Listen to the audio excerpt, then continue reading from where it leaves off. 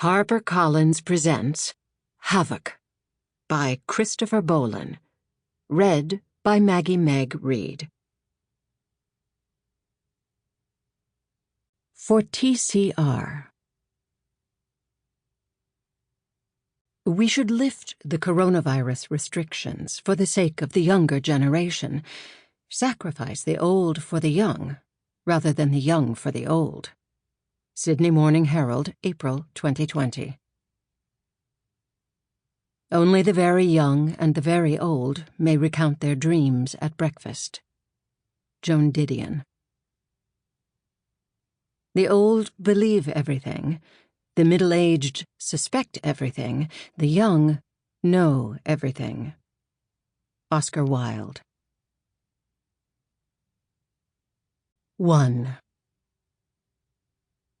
Wise guests wake early at the Royal Karnak Palace Hotel. That's not simply because of the heat, although by late morning the desert sun torches all of Luxor, and even though it's only April, flowering springtime in the Sahara, heat stroke has already claimed a handful of guests. Just last week, one of the honeymooners in room 207 collapsed on the terrace and grew so unresponsive she had to be airlifted to a hospital in Cairo. The rash of fainting spells has set a worrying precedent at the hotel. "It's always hot, but never this hot so early in the season," Ahmed, the Royal Karnak's manager, divulged to me.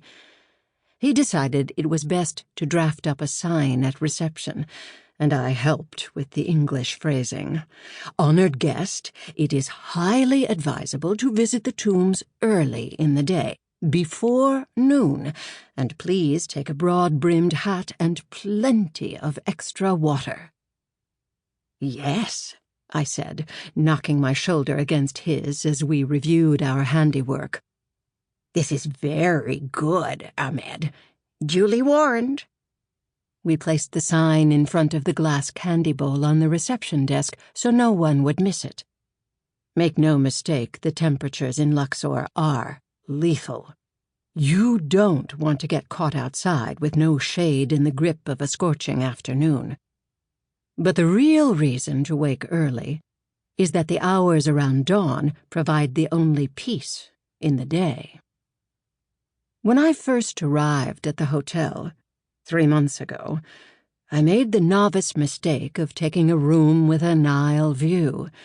Who could resist such a temptation, to gaze out the window while flossing your teeth as the mythic river of Pharaohs meanders by, and beyond its glittering brown surface the cabbage-green edges of the desert and the dusty Theban mountains jutting on the horizon like the blades of rusted knives?